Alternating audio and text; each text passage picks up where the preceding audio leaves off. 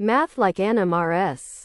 It's a library that I wrote myself to make my future YouTube videos. It's not only a Manim alternative itself, but also an interactive one for the browser. I'm here drawing something, as you can see.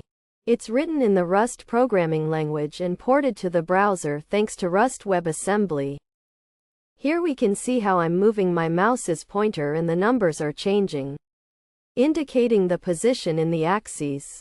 Some of its features include 3D animations as well as 2D. This all works by doing mathematical jobs in the background, and then we get the projected and shaded result in a 2D canvas.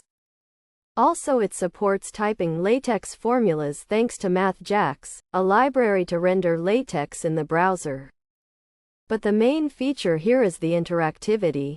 You can move the camera, the objects, draw something with a pen. Because it's fully connected to the browser's DOM and events, you can check out my GitHub repository to see the code, examples and more features. It's fully open source and free to use. You can help me by contributing to the project or sponsoring me. Thanks for watching.